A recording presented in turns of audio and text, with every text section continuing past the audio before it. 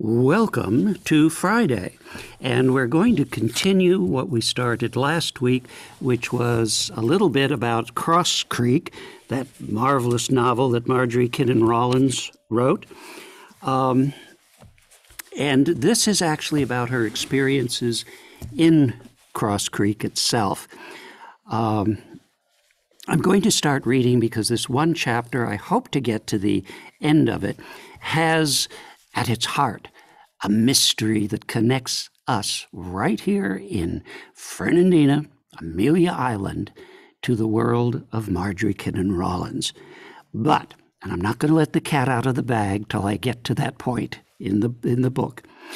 The heading, chapter heading, has a picture of a cow.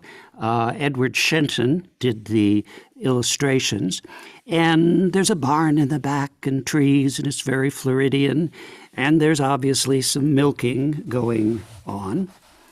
And it is chapter 12, My Friend, Mo.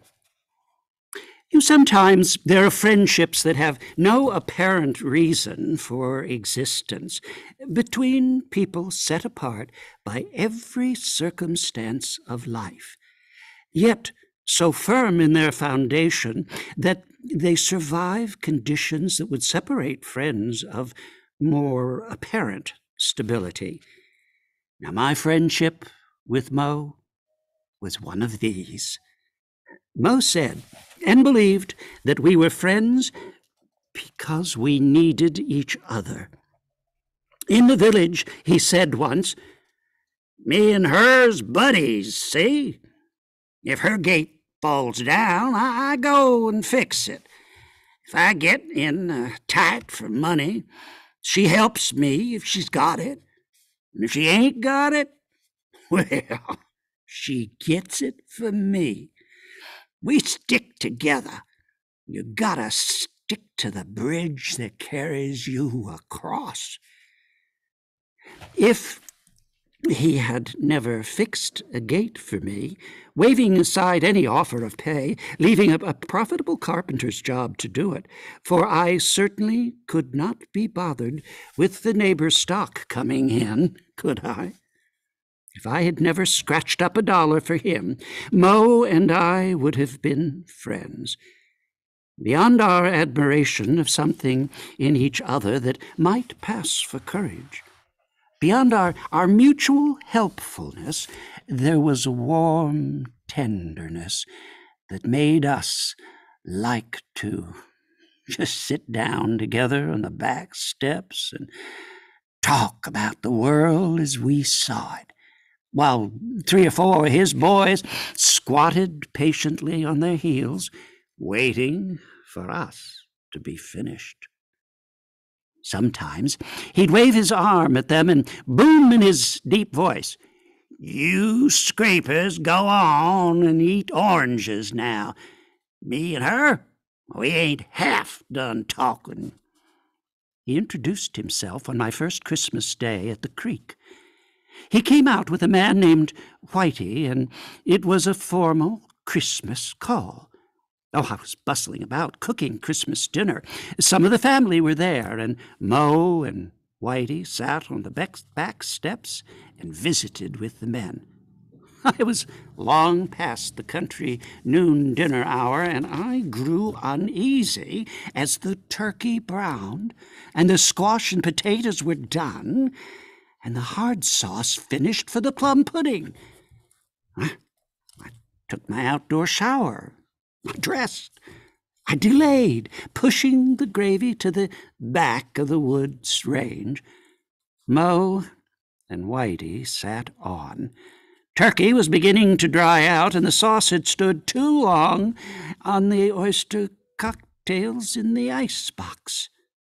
In desperation, I said, "Dinner is ready.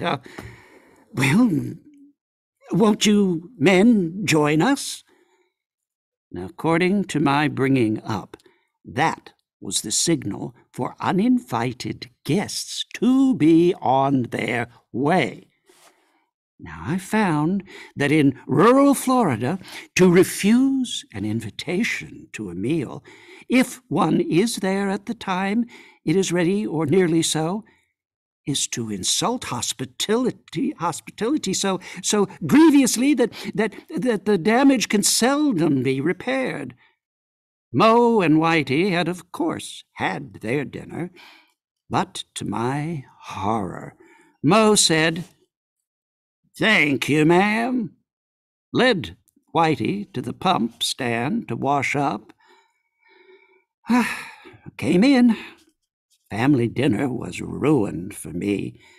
The intruders were as unhappy as I, but applied themselves with lowered heads and high-lifted elbows to their plates. Whitey was plainly only a follower, and I stole a look at Mo. He was a great burly man with long arms and thick shoulders, slightly hunched from years of labor. His head was massive, and beyond a full, fine forehead, the receding hair was shaggy and leonine.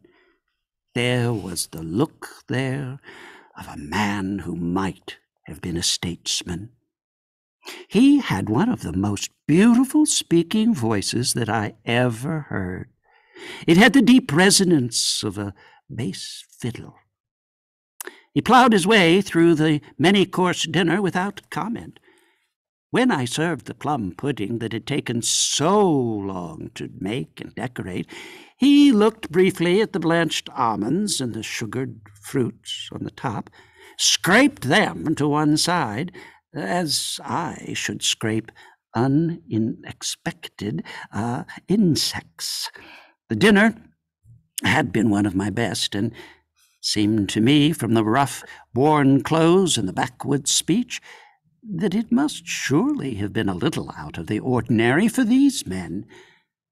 My vanity about my cooking is known and pandered to, and it seemed incredible to me that uninvited guests like these should not only pay me no compliments, but should have put down the choice dishes like so much hay. I said, You men have just eaten the typical Yankee Christmas dinner. Now, tell me, what is the usual cracker Christmas dinner?" Mo lifted his big head, looked at me gravely. "Whatever we can get, ma'am," he said. "Whatever we can get." I should have given the dinner and all my work over it not to have asked that question. I heard later that in the village Mo described the meal dish by dish. He spoke even of the edible decorations on the plum pudding that he rejected. "A meal like that," I was told, he said, "a fella don't know what's cold-out rations and what's fancy fixin's." When I seed her face, I knowed I ought to run the risk and just eat everything. I do not remember when we became friends.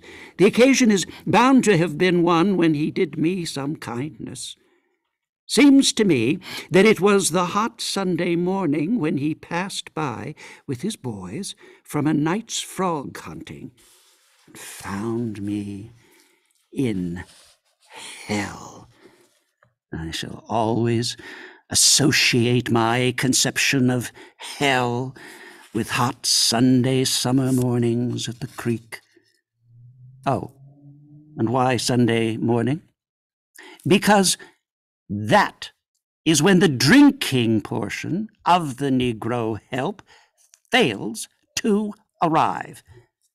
The Sunday morning that Mo stopped by was one of these.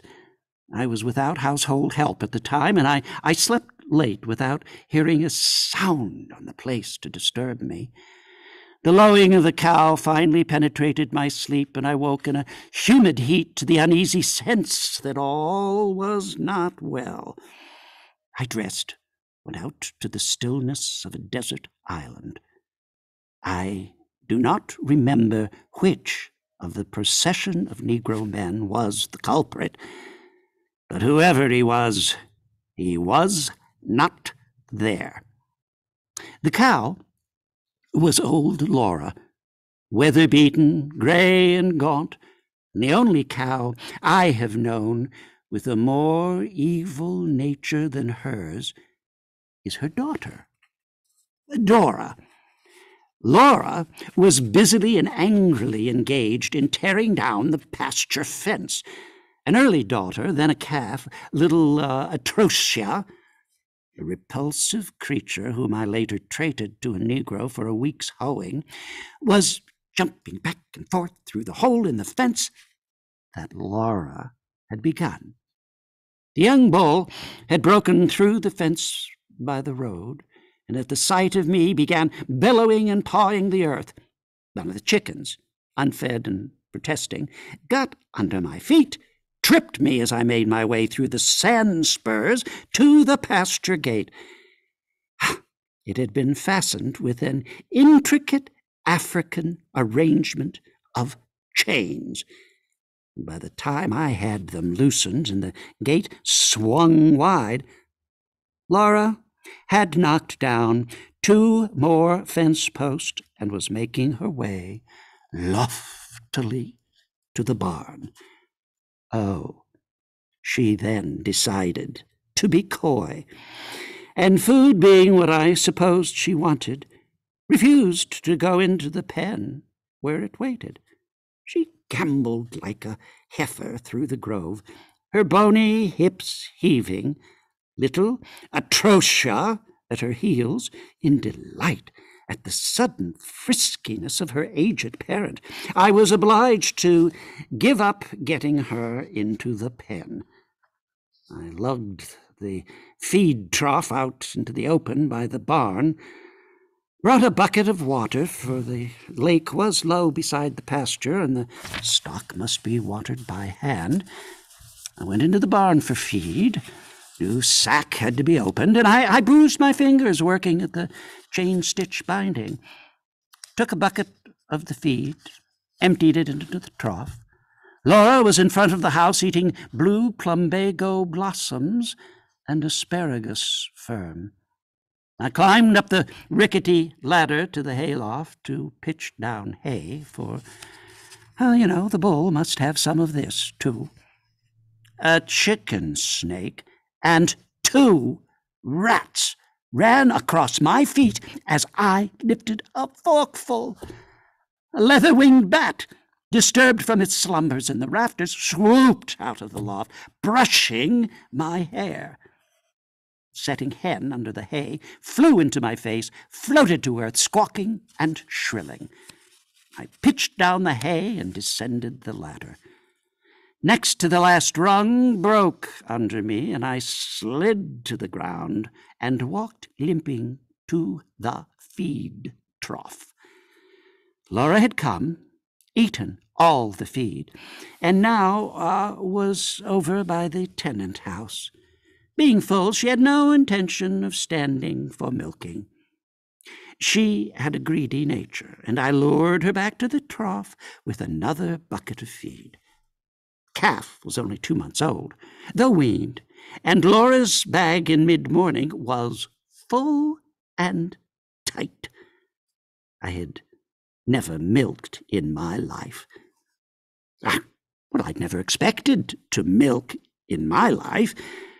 I should not have tried it now, but I was certain Laura would burst if she were not somehow relieved. I knelt down beside her, put the milk bucket under her, and tightened my fingers around 2 of the udders. Nothing happened. With her mouth dripping feed, Laura turned her head over her shoulder, looked at me as though to say, "What on earth are you doing?" In annoyance, she moved a foot to the side. Well, I moved too. I began again. I constricted desperately trying to recall the motion I had seen the milkers use. Oh, the knack suddenly came to me, and I saw the first thin streams of milk drop into the bucket as though I had brought up pearls from the sea. By this time, the second bucket of feed was gone. Laura walked off, and I was obliged to go for the third bucket to lure her back again. She was indifferent, but she had become also a little lethargic, and I got her back to the trough. This time, because she ate so slowly, I got a quart of milk. A sense of proud competence filled me. I was dripping with perspiration, and the flies hummed around us. When they stung me, I went frantically on with my milking. When they stung Laura, she switched her long tail across my face. Now she stood immobile, ruminating placidly, with no provocation at all, because the stinging flies were on me. She lifted a hind foot, kicked the bucket of milk into my lap. I looked at her bag. It seemed full as ever. I went back to the milking. Humanitarian motives had left me, but I did not want a good milch cow to swell up and die. I got another pint, and Laura lifted a hind leg and kicked me square in the middle. There was only one thing left to do. I kicked her in the middle, too, and said to her, "You may burst for all of me." And she stalked off into the coffee weed. I tottered to the pen to close the gate. It was this moment that Mo and his boys drew up by the fence and hailed me. His big voice boomed out, "What you doing with the milk bucket?" I leaned weakly on the fence to answer him. My man didn't show up, and I tried to milk the cow. "Where is she?" He was already putting his long legs out of the old car. His boys tumbled out beside him. "Over there, in the coffee weed. I hope she pops wide open." I must have begun then to show him as a friend, for he did not laugh.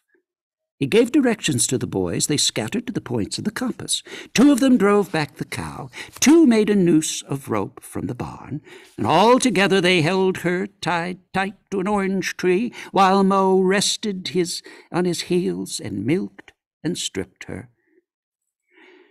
"What else you got round here that ain't done?" The chickens had not been fed. The water for all the animals had not pumped. They did that. Mo said, "Now them worthless layabouts don't show up by evening. You leave me know. I'll go find them and take a whip to 'em, leaving you like this." He was always indignant when he found me doing work that he considered too difficult or too heavy, and called his boys in a swarm to take over. They were silent, unsmiling youngsters, undersized and pale. They went to school passively, and since they showed no interest in education, Mo was trying to train them in his own profession of carpentering, and was teaching them frog hunting on the side. "Them scrapers is the best frog hunters in the county," he said. "No fear of them or their mammy starving when I'm done for, long as they can haul in 100 pounds of frogs a night." Boys smiled then, wanly. The irresponsible night hunting was to their taste. I am sure the capturing was not, though they did accurate enough work under Mo's critical eye. Mo's true love was an orange grove, and he would have liked to raise oranges for a living. His father and his grandfather before him had been superintendent for the Fairbanks Grove, one of the oldest Florida groves, of which my choice, 7 acres in Big Hammock, is a part. Mo had lived on the grove as a boy. One day, his voice giving orders at the gate, the boys were bringing in a bedstead. Oh, it was handmade, spool-turned of pine and put together with wooden pegs. It had the grace of all good handmade things. "This might seem like pure trash to you," Mo said, and the boys set the bed down in front of me. "But if you want it, it's yours. It was made for Major Fairbanks, and before he died, he gave it to my daddy. It's been out in the barn for 50 years. You want it?" Bed had real value as Floridiana. There are almost no native Florida antiques. Major Fairbanks was not only a famous early grove owner, but the founder of the first president of the Florida Historical Society and the author of Fairbanks' History of Florida and the History and Antiquities of St. Augustine, both now collector's items. I said, "Oh, it's beautiful, Mo, but it's valuable. You should keep it." "We got no use for it," he said contemptuously, not of the bed, but of his household's way of life, which grieved him. "Way I got to figuring, thing belongs to be used and used right. And you, living nice and having a piece of old Major's old grove, why, you're the one to have it. Been laying up all these years, waiting for the right person. The bed is now my own, and it is promised, when I am done, to the Historical Society. I did not understand it at the time, but as I look back on our friendship, I believe that Mo had lived vicariously in my grove and in my living nice. He was intrigued with every detail of my housekeeping. He put in a new kitchen floor for me, saying the old one, through which Geechee had scrubbed a hole. Why, man, there's places you could have thrown a dog through it. And he worked. He noticed a row of glass jars of huckleberries that I had canned. His grave face brightened. Now, that's the way to live. And I told you there was a connection. Well, next time you're in the historical district of Fernandina, I want you to take a walk by the Fairbanks house, because that is the house that Major Fairbanks built for his second family when they came to Fernandina. And not to belabor the point too much, but Major Fairbanks was a good friend of David Levy Yulee's father, Moses Levy. And later, even though father and son didn't get along all that well, he was a good friend of David Levy Yulee. So you see, there's a very broad connection here. And I've read stories in some of the family diaries that tell about train bringing up a trainload of oranges and laid out in the library, which I've been in the Fairbanks house, on pages of the newspaper, which to this day is still being published, might I add, in Fernandina, and laid out there to ripen. And at the turn of the century, It's a wonderful house designed by an architect, and it has a campanile or bell tower right straight up through the middle, and at the tip top of it, there's a one boxed room that has a little flap. I've been through that flap, and stood out and looked outside to see what I could see. And folks, from 40-some miles away, at the turn of the century into the 1900s, Major Fairbanks and one of his grandchildren, who he adopted as children, actually stood out there and watched the great fire of Jacksonville as it turned the morning sky orange, angry, and red.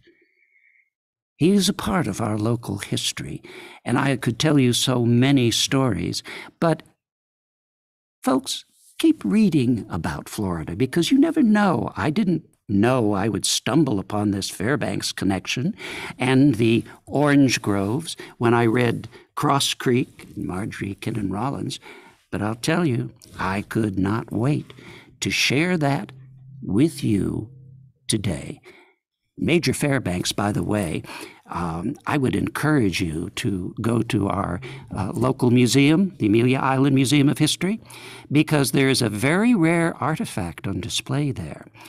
And in fact, it was given by one of the descendants of the Fairbank family to the museum. And what it was a coat that Major Fairbanks had actually worn during the Civil War. Sarah Dudley told me that the children went up into the attic, and this coat was residing in the attic, and they played war games sporting that coat, popped a couple buttons off. I won't tell you how much that coat's worth. It is of inestimable value to Floridians, and specifically because there are just a handful of uniforms that can be directly traced to specific people. Oh, there are uniforms, there are artifacts, but this one we know beyond a doubt was worn by Major Fairbanks in the war. Oh, by the way, he was one of the co-founders of the University of the South in Suwanee, Tennessee. Now look, there's all that history in that wonderful story, Cross Creek, by Marjorie Kinnan Rollins. And I will tell you that on this next Friday, I think we're going to share some letters between Gladys Tabor and Barbara Webster. And Barbara Webster had a historic home in Pennsylvania called Sugar Bridge, and her husband was none other than Edward Shenton. He was the person I referenced who did the drawings that were included in Cross Creek. And Gladys Tabor, who many people will remember with fondness, who had a place in Connecticut called Stillmeadow. And what a story that place has. And so we're looking forward by looking backward. Join me on next Friday. Till then, have a glorious weekend.